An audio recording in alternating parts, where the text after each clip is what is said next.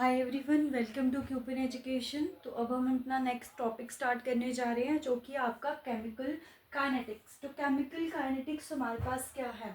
ये हमारे पास ब्रांच है केमिस्ट्री की, जिसमें हम स्टडी करते हैं study of rate of reaction. Study of rate of reaction, ठीक है। मतलब लेट्स से कि हमारे पास कोई रिएक्शन है ए टू बी, ठीक है। ए टू बी है, तो इसका कुछ ना कुछ अमाउंट होगा। लेट्स से 2 ग्राम या 20 ग्राम है, ठीक है। जब हमारे पास रिएक्शन स्टार्ट नहीं हुई, टाइम 0, तो 20 ग्राम था, तो प्रोडक्ट क्या हो गया हमारे पास 0।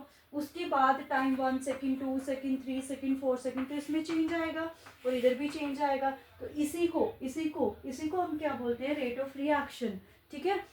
इसी को क्या है कि कॉन्सेंट्रेशन, जो हमारे पास ये क्या अमाउंट है ना, अमाउंट एक साथ से हमारे पास क्या है? कॉन्सेंट्रेशन। तो जो हमारी कॉन्सेंट्रेशन है विद रिस्पेक्ट टू टाइम कैसे वेरी कर रही है, वही क्या है आपका? Rate of reaction. तो इसी रेट ऑफ रिएक्शन को हम स्टडी करते हैं केमिकल काइनेटिक्स में, है ना।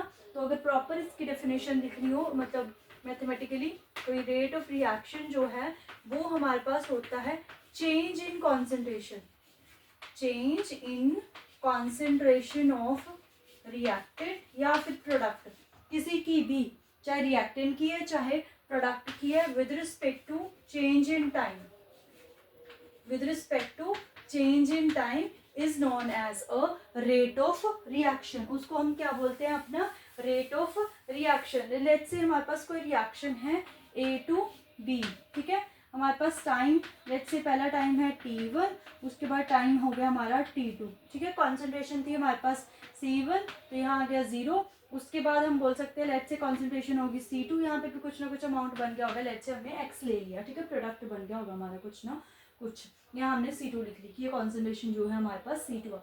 या फिर हमने अभी फिलहाल ऐसे रहने देते हैं, ठीक है।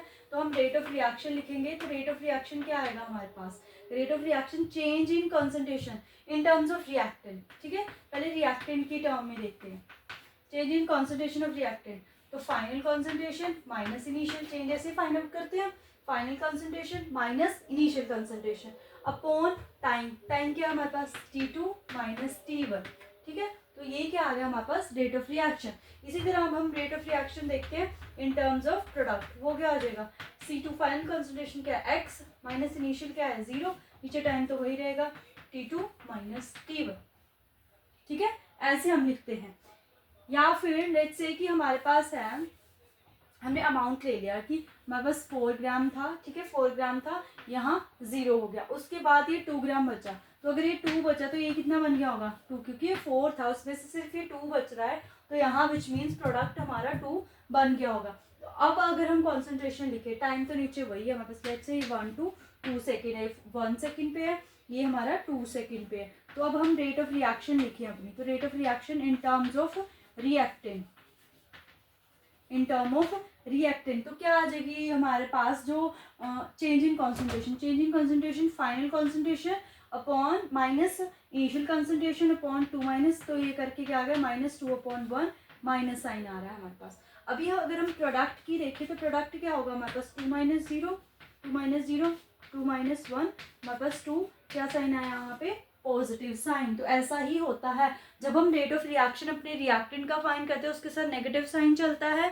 जब हम रेट ऑफ रिएक्शन अपने प्रोडक्ट का फाइंड आउट करते हैं, उसके साथ पॉजिटिव चलता है, बिकॉज जो हमारे पास रिएक्टेंट है वो डिक्रीज हो रहा है। तो here negative sign signifies that, ये जो नेगेटिव साइन है कि जो हमारे पास रिएक्टेंट का अमाउंट है वो कम हो रहा है, ठीक है। यहाँ पे पॉजिटिव है, विच मीन्स हमारा प्रोडक्ट इंक्रीज होता भी ऐसे है। तो ये रिएक्टेंट 4 ग्राम था, प्रोडक्ट हमारे पास था नहीं, रिएक्टेंट क्या हो रहा है? कंज्यूम। यहाँ पे हमारा प्रोडक्ट जो है वो बन रहा है, ठीक है। तो ऐसे हम रेट ऑफ रिएक्शन लिखते हैं। या इन जनरल हम जब चेंज को पढ़ते हैं अपना चेंज, ठीक है, लेट्स से कि हमारे पास ये है रिएक्शन, जनरल रिएक्शन, ए से हमारा पी बन रहा है, ठीक है। तो हमने रेट ऑफ रिएक्शन लिखना है अपना, रेट ऑफ रिएक्शन। तो वो क्या होगा हमारे पास? ठीक है। तो चेंज को हम हमारे पास किसकी फॉर्म में? इन डिफरेंशिएशन की फॉर्म में भी लिखते हैं। तो ये आ जाएगा DA, मतलब change in concentration of A with respect to time, that is change in concentration of a time. अब ये रिएक्टेंट है, तो हमने देखा था रिएक्टेंट की कॉन्सेंट्रेशन में क्या आता है हमारे पास जब हम रेट ऑफ रिएक्शन लिखते हैं? माइनस। सिमिलरली अब हम प्रोडक्ट का लिखेंगे, change in concentration of product with respect to time, इसके साथ पॉजिटिव। तो रेट, बिकॉज ये भी रेट ऑफ रिएक्शन है हमारे पास, ये भी रेट ऑफ रिएक्शन है, तो बोथ आर सेम। चाहे आप इसको सॉल्व करो चाहे आप इसको सॉल्व करो, दोनों का आंसर जो है वो हमारे पास सेम आएगा। ठीक है, वो हम क्वेश्चंस में देखेंगे कि कैसे हमारे पास आंसर जो है सेम आता है। तो ये आया हमारे पास रेट ऑफ रिएक्शन। तो लेट्स से आपके पास कोई रिएक्शन है, मैंने ऐसे लिख दी A+2B is equal to C मिल रहा है। ठीक है, तो इसका रेट ऑफ हम रेट ऑफ रिएक्शन लिखेंगे, तो rate of reaction in terms of A क्या आ जाएगा, dA/dt, साथ में माइनस बिकॉज रिएक्टेंट है, और ये क्या आ जाएगा dB/dt, ये भी रिएक्टेंट है साथ में माइनस, और ये dC/dt प्रोडक्ट है तो पॉजिटिव। अब यहाँ पे एक और चीज है, क्योंकि यहाँ पे इसका कोफिशिएंट है 2, तो अगर ऐसा होता है किसी में भी कोफिशिएंट है तो उससे डिवाइड कर दो, वो उसका रेट होगा। जैसे यहाँ पे 4 होता तो यहाँ हम किससे डिवाइड करते हैं 4, और यहाँ पे 3 होता कोफिशिएंट तो हम किससे डिवाइड करते हैं 3 से। तो ऐसे हम किसी भी रिएक्शन का जो रेट है वो हम फाइंड आउट कर सकते हैं। ठीक है, ऐसे लिखते हैं। उसके बाद हमारे पास एक और हमारे पास फॉर्मूला आया था रेट ऑफ रिएक्शन को फाइंड आउट करने का, that is your law of mass action. Law of mass action, उसने क्या बोला था, लेट्स से ये A है, ये हमारे पास B है, he said that कि जो रेट ऑफ रिएक्शन है that is directly proportional to change in concentration of reactant, only reactant, कि रिएक्टेंट की कंसंट्रेशन कैसे चेंज कर रही है उस पर डिपेंड करता है हमारे पास रेट ऑफ रिएक्शन। और here N, where N is order of reaction, N क्या है हमारे पास ऑर्डर ऑफ रिएक्शन। आगे देखते हैं हम ऑर्डर क्या होता है हमारे पास। तो जैसे हम प्रोपोर्शनैलिटी हटाते हैं हमारे पास क्या आता है कांस्टेंट K, ये आ जाएगा A/N, where N is a order of और K is a rate constant. क्या K क्या है हमारे पास रेट कांस्टेंट। ठीक है, तो या तो आप रेट ऐसे लिख सकते हो रेट ऑफ रिएक्शन K, उसको मल्टीप्लाई कर दो जो भी हमारे पास रिएक्टेंट होंगे, या फिर जो मैंने बताया चेंज इन कॉन्सेंट्रेशन, ये इसका अगर हम उसी फॉर्म में लिखें तो dA/dt साथ में minus is equal to KA/N या फिर dP/dt। तो ये सारी चीजें क्या है हमारे पास सेम। तो यही हमारे पास रेट को लिखने का अलग अलग वे है, ये हमारे पास मास एक्शन से आया था। ठीक है, तो आगे हम इन दोनों को कंपेयर करके इम्पॉर्टेंट जो हमारे पास है रिजल्ट वो क्या करेंगे फाइंड आउट करेंगे। ठीक है, तो ये था law of mass action. Next हमारे पास आता है ऑर्डर ऑफ रिएक्शन, कि what is order of reaction, कि ऑर्डर ऑफ रिएक्शन है क्या हमारे पास।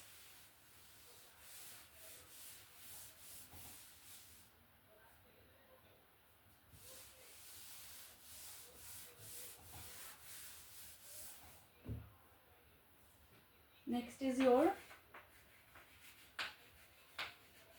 Order of reaction. ठीक है, ऑर्डर ऑफ रिएक्शन। तो ऑर्डर ऑफ रिएक्शन क्या है, इट इज एक्सपेरिमेंटल वैल्यू, मतलब इसको एक्सपेरिमेंट से निकालते हैं हम, तो ये एक्सपेरिमेंटल वैल्यू है हमारे पास। कैसी वैल्यू है ये हमारे पास एक्सपेरिमेंटल वैल्यू। ठीक है, ये 0 भी हो सकता है, उसके बाद होल नंबर भी हो सकता है, नेक्स्ट ये फ्रैक्शन में भी हो सकता है हमारे पास।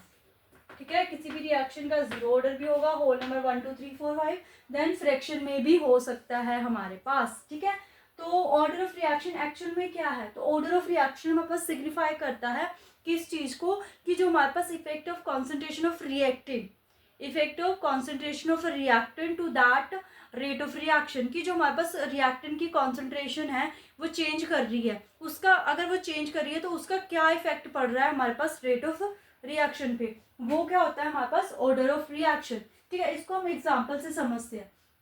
लेट्स से कि हमारे पास A to B प्रोडक्ट बन रहा है। ठीक है, A to B प्रोडक्ट बन रहा है, यहाँ लिख दिया हमने टाइम, पहले टाइम था 0। लेट्स से हमारे पास जो कॉन्सेंट्रेशन है इसकी वो थी 10, तो जब टाइम 0 है हमारे पास तो जो प्रोडक्ट होगा वो क्या होगा हमारे पास 0। ठीक है, उसके बाद जो टाइम हो गया वो हो गया लेट्स से 2 सेकेंड। ठीक है, और ये जो रिएक्टेंट है ये हमारे पास कितना बच गया 8, तो अगर 8 बच गया यानी कि ये 10 था 8 बच गया, तो यहाँ कितना बना होगा 2। ठीक है, ये हो गया हमारे पास। अब हमने रेट निकालना है, रेट ऑफ रिएक्शन निकालेंगे हम, ठीक है। रेट ऑफ रिएक्शन निकालेंगे तो रेट ऑफ रिएक्शन कैसे होता है, change in concentration of reactant. तो चेंज इन माइनस लगाएंगे ना हम, क्योंकि रिएक्टेंट की टर्म में चल रहा है तो माइनस लगा दिया। हमारे पास final minus initial upon time t minus two minus zero आ गया। तो उसको सॉल्व करेंगे, आ जाएगा -2 अपॉन 2। सॉल्व करा, ये माइनस माइनस हमारे पास प्लस, कितना आ गया 1, ठीक है। एक केस ये है। उसके बाद फिर हमारे पास यही कॉन्सेंट्रेशन है, मतलब यही रिएक्शन है। अब हमने कॉन्सेंट्रेशन को क्या कर दिया, डबल। टाइम 0 ही है, डबल कर दिया कॉन्सेंट्रेशन को। लेट्स से पहले थी हमारे पास 0, ठीक है। उसके बाद टाइम 2 सेकेंड पहुंचा तो ये कितनी होगी हमारे पास 18, ठीक है। ये कितनी होगी हमारे पास 18। तो अगर ये 18 होगी तो ये कितना बचा हमारे पास 2, ठीक है। तो ये कितना बचा हमारे पास 2। तो इसका अगर हम रेट ऑफ रिएक्शन निकालें, रेट ऑफ रिएक्शन तो क्या आएगा, माइनस आएगा 18 माइनस 20, नीचे वही आ जाएगा 2 माइनस 0। तो 18 माइनस 20 करके क्या आएगा -2, और -2 क्या हो जाएगा +2 अपॉन 2 से 2 कैंसिल 1। तो मतलब हमने जो कॉन्सेंट्रेशन है, ये देखो ये कॉन्सेंट्रेशन हमने वेरी करी, ठीक है, मतलब कॉन्सेंट्रेशन को चेंज करा, बट हमारे रेट पे कोई भी असर नहीं पड़ रहा है। यहाँ पे 1, यहाँ पे भी 1, मतलब रेट में कोई भी चेंज नहीं आ रहा है। तो ऐसी रिएक्शन जिसमें ऐसा हो कि हम कॉन्सेंट्रेशन चेंज कर रहे हैं, उसमें रेट पे कोई भी असर नहीं पड़ रहा है, विच मीन्स कि उस रिएक्शन का ऑर्डर जो है वो हमारे पास 0 ऑर्डर है, ठीक है। ये 0 ऑर्डर है। इसको हम ऐसे भी लिख सकते हैं, rate of reaction is equal to K, A हमारी इनिशियल कॉन्सेंट्रेशन है, एन 0, तो ए 0 किसी की भी पावर 0, तो वो क्या हो जाएगी हमारे पास 1 इज इक्वल टू के। तो रेट ऑफ रिएक्शन हमारी कॉन्सेंट्रेशन पे, इनिशियल कॉन्सेंट्रेशन पे रिएक्टेंट की डिपेंड ही नहीं कर रहा है। तो अगर डिपेंड ही नहीं कर रहा है तो इस वजह से वो क्या रह रहा है हमारे पास कांस्टेंट, ठीक है। तो ऐसे हम देख सकते हैं कि ऑर्डर का कैसे हमारे पास रेट ऑफ रिएक्शन पे इफेक्ट डल रहा है, ठीक है। उसके बाद हम एक और एग्जांपल देखते हैं, फिर उसके बाद इसको सम अप करते हैं। लेट्स से हमारे पास ऐसे ही कि ए हमारा रिएक्टेंट है, ये बी बन रहा है, यहाँ पे हमारा टाइम है 0, ठीक है, वही 0, और लेट्स से हमने यहाँ पे अब 1 ले लिया, ठीक है। रिएक्टेंट हमारी 10 है, तो अभी यहाँ 0 है, यहाँ हमारा 9 बन गया, यहाँ कितना बचा होगा 1। एक और एग्जांपल लेते हैं, हमारे पास ए टू बी है, let's say A to be है, हमने डबल कर दी उसको, तो यहाँ कितना आ जाएगा 0, और यहाँ पे हम कितना ले लेंगे, यहाँ पे ले लेंगे हम 18, तो यहाँ कितना बचेगा 2, ऐसा रहेगा हमारे पास। अब हम फाइंड आउट करते हैं अपना rate of reaction. Rate of reaction in term of product करना है तो प्रोडक्ट की टर्म में गलत है, ठीक है। तो ये इसकी फाइनल कॉन्सेंट्रेशन है 1 minus 0 upon time T2 minus T1, 1 minus 0, हमारे पास 1 आ गया रेट ऑफ रिएक्शन, ठीक है। फर्दर हम rate of reaction in term of product कर रहे हैं, तो हमारे पास ये रही कॉन्सेंट्रेशन, ये -2 माइनस 0 0, और यहाँ पे टाइम भी क्या है, तो टाइम तो यही हमारे पास 0, यानी कि 1 माइनस 0, तो ये आ गया 2 अपॉन 1 यानी कि 2। तो हमने क्या देखा कि जब हमारी कॉन्सेंट्रेशन 10 थी, उसके बाद कॉन्सेंट्रेशन 20 होगी, विच मीन्स हमने डबल करी, तो हमारा रेट ऑफ रिएक्शन भी क्या हो गया, डबल, ठीक है। जब हमने कॉन्सेंट्रेशन को डबल करा तो हमारा रेट ऑफ रिएक्शन भी डबल हो गया। तो जब हमारे पास ऐसी कंडीशन आती है तो जो हमारा ऑर्डर होता है, ऑर्डर वो है हमारा फर्स्ट ऑर्डर।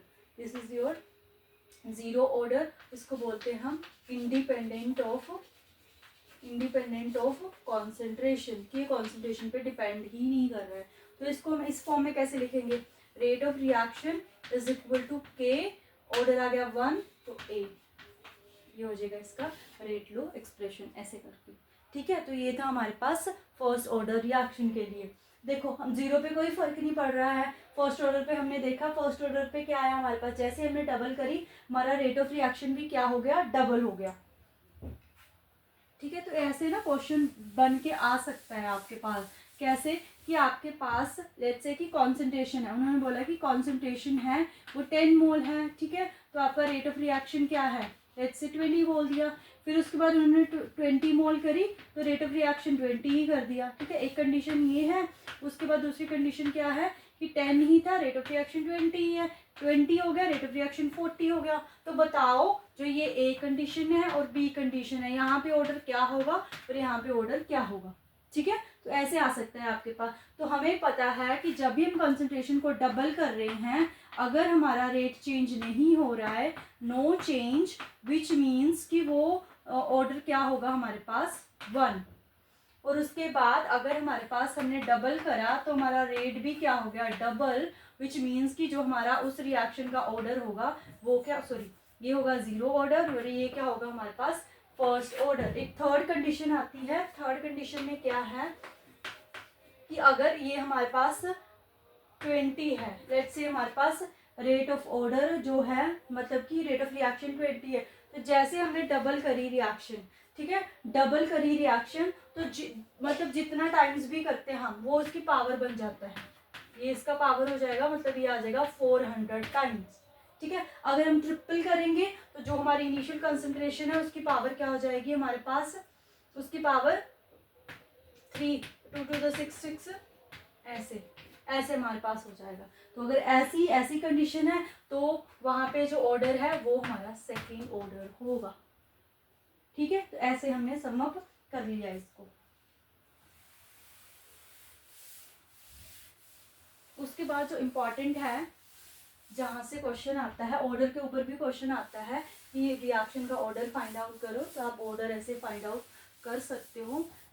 जैसे आपके पास में ये एग्जांपल है 2a plus B is equal to reactant, मतलब C बन रहा है, तो इसका rate of reaction law of mass action की फॉर्म में लिखें तो A जो भी इसका कोफिशिएंट होता है ना वो पावर जाएगा। ठीक है, B इसका तो है ही नहीं, तो इसका अगर हम ऑर्डर लिखेंगे ना तो ऑर्डर क्या हो जाएगा, पावर्स को हम ऐड कर देंगे, 2 + 1 3, तो इसका ऑर्डर 3 हो सकता है, हो भी सकता है, नहीं भी हो सकता है, क्योंकि जो स्टोकियोमेट्रिक कोफिशिएंट है इसके इक्वल ऑर्डर होता भी है, कई बार नहीं भी होता है हमारे पास। ठीक है, तो ऐसे हम फाइनल ऑर्डर फाइंड आउट करते हैं। उसके बाद आता है इंपॉर्टेंट हमारे पास, that is your units of rate constant. Rate constant, इसके लिए एक ट्रिक भी है, पहले एक्चुअल में हम समझते हैं कि कैसे हम यूनिट रेट कांस्टेंट की फाइंड आउट करते हैं। तो हमारे पास है, लेट्स से पहले है 0 ऑर्डर रिएक्शन, कौन सी है 0 ऑर्डर रिएक्शन। तो 0 ऑर्डर रिएक्शन होगी तो क्या होगा, रेट इज इक्वल टू के, कोई भी मतलब ए ले लिया हमने, यहाँ पे इसकी पावर 0 यानी कि के ए। तो रेट कौन, ए तो बचेगा ही नहीं हमारे पास, ए 0, रेट कांस्टेंट ये हमारे पास, इसकी यूनिट फाइंड करनी है, वो किसके इक्वल आ गया रेट। अब इस रेट की क्या यूनिट है, तो रेट हमने देखा था वो आता है हमारे पास change in concentration with respect to time. ठीक है, तो इसमें जनरली कॉन्सेंट्रेशन को मोलैरिटी की फॉर्म में लेके चलते हैं, तो इसकी यूनिट क्या आ जाएगी, मोल पर लीटर, नीचे सेकंड है तो क्या आ जाएगा मोल पर लीटर पर सेकंड। तो इसकी जो 0 ऑर्डर है उसकी यूनिट क्या आ गई, मोल पर लीटर पर सेकंड। कई बार लीटर की जगह डेसीमीटर क्यूब लिखा होता है, तो litre and decimetre cubes are equal, तो अगर इसको डेसीमीटर क्यूब में लिखना हो तो ये कैसे हो जाएगा, मोल डेसीमीटर माइनस इनवर्स 3 पावर होगी उसकी, बिकॉज वो डेसीमीटर क्यूब के इक्वल। तो ये इसकी यूनिट आ गई। ठीक है, उसके बाद हमारे पास आया लेट्स से सेकेंड ऑर्डर, तो सेकेंड ऑर्डर फर्स्ट ऑर्डर आया, तो इसमें क्या होगा, rate is equal to K ए, हमारे पास यहाँ पे क्या आ जाएगा 1, तो हमने रेट कांस्टेंट की यूनिट निकालनी है ए, तो ये क्या आ जाएगा हमारे पास रेट अपॉन ए। तो रेट की अभी हमने निकाली थी, वो क्या आई हमारे पास मोल पर लीटर पर सेकेंड। ठीक है, अभी ए क्या, ए हमारे पास कॉन्सेंट्रेशन, तो कॉन्सेंट्रेशन की यूनिट क्या है मोल पर लीटर, तो ये कैंसिल हो गया, तो फर्स्ट ऑर्डर के जो रेट कांस्टेंट है उसकी वैल्यू क्या आई पर सेकेंड।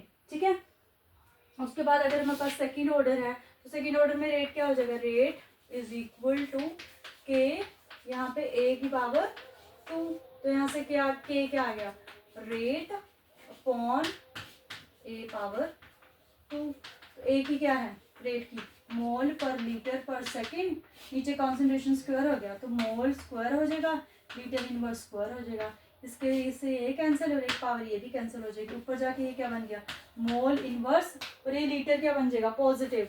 ठीक है, जैसे इसकी पावर 1 बची तो 1 ऊपर जाके नेगेटिव होगी, इसकी पावर -1 बची, ऊपर जाके पॉजिटिव होगी माइनस सेकेंड। तो this is the unit of a rate constant for second order reaction. ऐसे फाइंड आउट कर सकते हैं, या फिर जो ट्रिक है वो क्या है, इसके पास कॉन्सेंट्रेशन पावर्स 1 माइनस n, यहाँ पे टाइम इसकी यूनिट हमेशा पर सेकेंड। ये हमारे पास ट्रिक।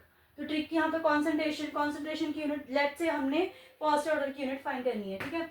कॉन्सेंट्रेशन तो पहले कॉन्सेंट्रेशन 1 वेयर n क्या है हमारे पास, n है ऑर्डर। तो अगर हमारे पास फर्स्ट ऑर्डर है तो 1 माइनस 1 ये तो 0 ही हो गया, तो ये टर्म तो खत्म। बची टाइम इनवर्स, तो टाइम यूनिट क्या है, सेकेंड इनवर्स, तो यही थी इसकी यूनिट। तो अगर आपको करना है तो ऐसे आप ट्रिक के थ्रू भी कर सकते हो। बाकी अगर आपको ट्रिक याद नहीं रहती है तो कैसे आप फाइंड आउट कर सकते हो वो भी मैंने आपको यहाँ पे बता दिया, ठीक है। तो ये आ गया हमारे पास यूनिट्स ऑफ रेट कांस्टेंट का, और इसके ऊपर क्वेश्चन आया हुआ है आपका यूनिट ऑफ रेट कांस्टेंट पे, ठीक है।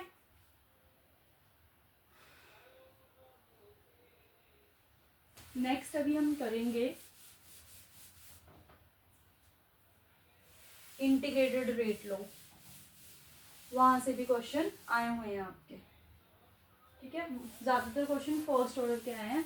पहले हम जीरो का भी देख लेते हैं, साथ में ही हम फर्स्ट का भी देख लेंगे, ठीक है। लेट्स से हमारे पास कोई रिएक्शन है, A2 क्या बन रहा है, T। तो हम यहाँ कर रहे हैं integrated law of zero order, ठीक है, जीरो ऑर्डर के लिए कर रहे हैं। तो A2P बन रहा है। लेट्स से हमारे पास इनिशियल कंसंट्रेशन थी A, तो प्रोडक्ट क्या होगा 0, ठीक है। उसके बाद हमारे पास प्रोडक्ट लेट्स से X बन गया, तो ये कंसंट्रेशन, अगर ये X बन गया तो ये A माइनस X होगा, बिकॉज इसमें से ये बन चुका है। तो यहाँ बचा कितना होगा, लेट्स से हमारे पास यहाँ 10 था, ठीक है, स्टार्टिंग में 0, यहाँ बन गया हमारे पास 4, तो ये 4 बना, यहाँ कितना बचा होगा 10 माइनस 4 यानी कि 6। तो ऐसे लिखते हैं हम इसको, ठीक है। तो अब हम लिखेंगे इस एक्सप्रेशन का रेट लो।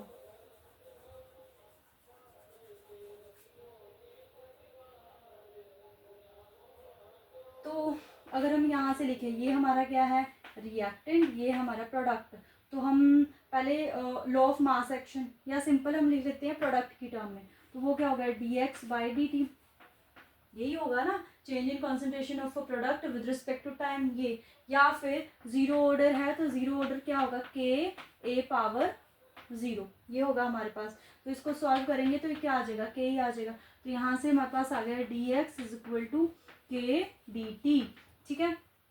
अब हम क्या करेंगे, हमें d खत्म करना है, डिफ्रेंसिएशन का साइन है तो हम इंटीग्रेशन लगाते हैं, ठीक है। यहाँ क्या लगा दी हमने, इंटीग्रेशन। तो यहाँ तो डिफ्रेंसिएशन से इंटीग्रेशन कैंसिल, तो ये आ गया हमारे पास सिंपल x, यहाँ k कांस्टेंट बाहर, यहाँ भी इंटीग्रेशन से ये कैंसिल, तो ये t साथ में आ गया हमारे पास, क्या आया हमारे पास अपना, हम बोल सकते हैं कि ये आ गया हमारा इंटीग्रेशन कांस्टेंट। तो अब इस इंटीग्रेशन कांस्टेंट को हम कैसे फाइंड आउट करेंगे, या सिंपल हम बोल सकते हैं, अगर हम इंटीग्रेशन कांस्टेंट फाइंड आउट भी करना चाहते हैं ना, तो ये कैसे आएगा हमारे पास, ये है ना हमारे पास x is equal to K T plus आई। तो इसको हम कैसे फाइंड करेंगे, लेट्स से हमारे पास t जो है वो 0 है, ठीक है, t क्या है हमारे पास 0 है। तो उस टाइम जो ये कॉन्सेंट्रेशन थी, जब हमारा टाइम 0 है, उस टाइम जो कॉन्सेंट्रेशन थी वो क्या है हमारे पास, जब हमारे पास अगर हम बात करें टाइम 0, उस टाइम जो हमारे पास कॉन्सेंट्रेशन थी वो हमारी इनिशियल कॉन्सेंट्रेशन थी। या लेट्स से हम बोल सकते हैं कि इसका जो रेट लो एक्सप्रेशन है ना, वो हमारे पास ऐसे ही आता है, ठीक है। इसके लिए हमें ज़रूरत नहीं है, ये आ गया हमारे पास x is equal to K T, ठीक है। अब हमारे पास हाफ लाइफ पे भी क्वेश्चन आते हैं, ठीक है, हाफ लाइफ पे, half life for zero order reaction. तो zero order reaction half life मतलब है कि जब हमारा रिएक्टेंट जो है वो हाफ कंज्यूम हो चुका है, तो हाफ कंज्यूम हो चुका है विच मीन्स कि हमारा जो टाइम है वो t बाय क्या होगा, हाफ, और जो हमारा ये जो कॉन्सेंट्रेशन है वो कितनी होगी, इनिशियल कॉन्सेंट्रेशन की हाफ, इनिशियल कॉन्सेंट्रेशन की हाफ। तो अगर यहाँ हम वैल्यू पुट करें, x की जगह क्या आ जाएगा, a/2 k as it is, ये क्या आ जाएगा t हाफ। यहाँ से अगर हम t हाफ निकालें फॉर जीरो ऑर्डर रिएक्शन, वो क्या आ जाएगा a/2k। तो और जो ये रेट लो एक्सप्रेशन है, इसमें हम देख रहे हैं ये कॉन्सेंट्रेशन पे डिपेंड नहीं कर रहा है। तो जीरो ऑर्डर में ऐसा ही होता है कि कॉन्सेंट्रेशन पे डिपेंड नहीं कर रहा है, बट जो हाफ लाइफ है वो कॉन्सेंट्रेशन पे डिपेंड कर रहा है, उसमें a आया, तो ठीक है, तो ये था हमारे पास जो rate law, integrated rate law for zero order reaction. तो इसमें से क्वेश्चन पता कैसे आते हैं कि आपको क्वेश्चन आ जाएगा रेट कांस्टेंट दे रखा है, इनिशियल कॉन्सेंट्रेशन दे रखी है, find out the half life for zero order reaction. उसके लिए आपको ये फॉर्मूला आना चाहिए। ठीक है, ये डिराइव करना भी कोई ज़्यादा इतना मुश्किल नहीं है। ठीक है, तो ये हो गया हमारे पास जीरो ऑर्डर रिएक्शन के लिए। अब हम करेंगे अपना फर्स्ट ऑर्डर रिएक्शन के लिए, जहाँ से क्वेश्चन आए हुए हैं आपके। ठीक है,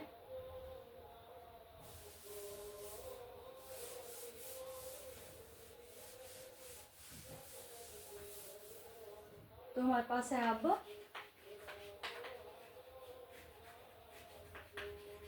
integrated law for first order reaction.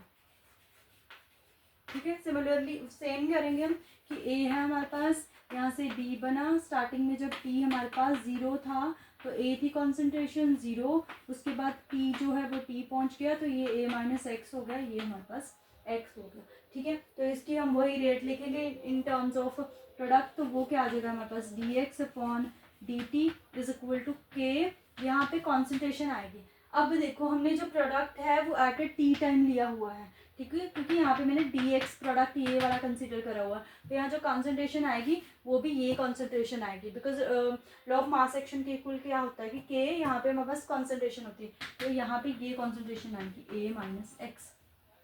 ठीक है, अब हम इसको सॉल्व करेंगे, तो x इस तरफ है, तो इस x वाली टर्म को हम इस तरफ ही लेके आएंगे, a माइनस एक्स मल्टीप्लाई में, तो ये आ जाएगा के डी टी। ठीक है, नेक्स्ट स्टेप क्या होगा हमारे पास, इंटीग्रेशन, तो यहाँ से हमने इंटीग्रेशन कर दी। अब ये हमारे पास जो फॉर्म है ये कैसे है, डी एक्स अपॉन एक्स करके है। ठीक है, ये कांस्टेंट है, तो जब भी हमारे पास इंटीग्रेशन में ऐसा हो डी एक्स अपॉन एक्स, उसकी इंटीग्रेशन होती है एल एन एक्स। ठीक है, ये पता होगा आपको। अब हमारे पास है क्या, ये D X A minus X, इसकी इंटीग्रेशन तो ये आएगी L N A minus X. तो हमें पता है जब भी एक्स के अलावा कोई भी कोफिशिएंट हो उसका हम क्या करते हैं, डेरिवेटिव करते हैं, तो माइनस एक्स का डेरिवेटिव आएगा माइनस वन, विच मीन्स यहाँ पे आएगा माइनस, तो इसकी इंटीग्रेशन क्या आ गई, L N A minus X, यहाँ पे के से के बाहर आ गया, डी टी का टी आ गया, और यहाँ आ गया हमारे पास इंटीग्रेशन कांस्टेंट। ठीक है, जैसे ये हुई हमारी फर्स्ट इक्वेशन। ठीक है, अब हम इस आई की वैल्यू फाइंड करेंगे। आई की वैल्यू फाइंड करने के लिए हमने क्या करा कि टी को जीरो कर लिया, तो जब हमारा टी जीरो था तो जो हमारी कॉन्सेंट्रेशन है वो क्या थी, मतलब जो हमारी कॉन्सेंट्रेशन है वो इनिशियल थी ए, मतलब जब हमने टी को जीरो करा तो ये टर्म तो होगी जीरो, तो आई आ गया इधर इज इक्वल टू, और ये कॉन्सेंट्रेशन क्या पहुंच गई माइनस एल एन ए, तो put the value of I in equation one, तो क्या बनेगा यहाँ से आएगा L N A minus X is equal to K T minus L N A, तो माइनस एल एन ए को इस साइड ले आते वो क्या हो जाएगा प्लस का, और ये L N A minus X is equal to K T. तो लॉग में हमारे पास एक फॉर्मूला होता है that is your L A minus L N B, तो हमारे पास ये डिवाइड में चले जाते हैं। ठीक है, तो ये क्या आ गया हमारे पास L N A upon A minus X is equal to K T. अब जो ये एल एन है इसको हम सॉल्व नहीं कर पाते हैं, तो इसको हम चेंज कर देते हैं, तो चेंज करके हमारे पास आएगा, चेंज करके एल एन को चेंज करते हैं, वो आता है हमारे पास 2.300 log a upon a minus X is equal to K T. तो this is the rate to expression for first order reaction. ठीक है, a here a is initial concentration, a is initial concentration, x is product formed, और के rate constant T time हमारे पास। This is a very very important formula, इसके ऊपर questions हमारे पास देखने को मिलते हैं रेट लो एक्सप्रेशन के इसी के ऊपर। लेट्स से आपको क्वेश्चन होगा कि आपके पास कोई भी रिएक्टेंट है जिसकी इनिशियल कंसंट्रेशन, मतलब कोई रिएक्टेंट है वो लेट्स से इन्होंने बोल दिया कि 90% कंज्यूम हो चुका है। ठीक है, 90% कंज्यूम हो चुका है, गिवन रिएक्टेंट है वो 90% कंज्यूम हो चुका है, और हम बोल लें उसके जो मतलब टाइम 90% कंज्यूम होने के लिए वो लेट्स से 50 सेकेंड लेता है। तो find the first order reaction है हमारे पास, find the value of rate constant. तो इस 90% का मतलब क्या है, देखो ये 2.300 एज इट इज आ गया, log अब जब 90% है विच मीन्स कि इनिशियल उसकी 100% होगी, यहाँ आ गया 100 और यहाँ पे क्या आ गया A100। अब वो 90% कंज्यूम हो चुका है, अगर वो 90% खत्म हो चुका है विच मीन्स 90% बन चुका होगा, यानी कि जो हमारा x है उसकी वैल्यू यहाँ पे 90 होगी। k हमने फाइंड करना है, t क्या है यहाँ पे 50, तो ये आ गया हमारे पास 2.300 log 100/10 is equal to 50k। तो 0 से 0 कैंसिल, तो ये आ गया 2.300 और log 10 की वैल्यू होती है 1, यहाँ से k जो है वो आ जाएगा नीचे 50। बाकी log को कैसे सॉल्व करते हैं वो हम कल की वीडियो में देखेंगे, नेक्स्ट वीडियो में, ठीक है। तो यहाँ पे इसको सॉल्व करके हमारे पास रेट कांस्टेंट की वैल्यू आ जाएगी, ठीक है। तो ऐसे क्वेश्चन इसी के ऊपर ऐसा ही क्वेश्चन आता है, इसीलिए मेरे को ये इंटीग्रेटेड लॉ करवाना पड़ा, अदरवाइज इतनी डेप्थ में जाने की ज़रूरत नहीं थी हमें। बट यहाँ से क्वेश्चन देखने को मिल रहा है हमारे पास, और क्वेश्चन ऐसे होता है कि 90% रिएक्टेंट कंज्यूम हुआ उसका या तो टाइम दे देंगे या फिर रेट कांस्टेंट दे देंगे कि टाइम फाइंड करो, ऐसे हमारे पास क्वेश्चन आता है, ठीक है। तो ये इसका एक्सप्रेशन हुआ हमारे पास फर्स्ट ऑर्डर रिएक्शन का। This is a 2.300 log A/A-x is equal to KT। बाकी log को कैसे सॉल्व करते हैं वो हम कल की वीडियो में देखेंगे, ठीक है। मोल कंसेप्ट में ना मेरे से एक चीज स्किप हो गई थी, दैट इज योर छोटी सी टर्म है NTP and STP। NTP and STP। NTP is normal temperature pressure, ठीक है। तो इसकी वैल्यू कितनी है 25 डिग्री सेल्सियस टेम्परेचर और 1 atm प्रेशर, तो ये हमारी नॉर्मल कंडीशन है। STP that is your standard temperature pressure. तो यहाँ पे क्या होता है हमारे पास स्टैंडर्ड टेम्परेचर में 0 degree Celsius temperature, pressure 1 atm ही होता है। तो जब भी हमारी कोई गैस है वो एट STP होती है, तो उसका जो 1 मोल होता है ना हमारे पास 1 मोल, उसकी जो वॉल्यूम होती है वो 22.4 लीटर होती है। This is a very important, ठीक है। इस पे क्वेश्चन भी आया हुआ है आपका कि आपका जो 1 मोल है वो STP कंडीशन है, उसकी वॉल्यूम क्या होगी हमारे पास। तो दिस इज योर 2 जैसे वो 1 मोल है वो हमारे पास 6.2, वो ग्राम में मतलब वो नंबर ऑफ पार्टिकल्स में आ गया। अगर वॉल्यूम की फॉर्म में पूछे तो वो 22.4 लीटर होता है, ठीक है। तो ये था हमारे पास केमिकल काइनेटिक्स के बारे में। अभी केमिकल काइनेटिक्स टॉपिक जो है वो ओवर नहीं हुआ है, बट आज हम इतना ही करेंगे। Thank you.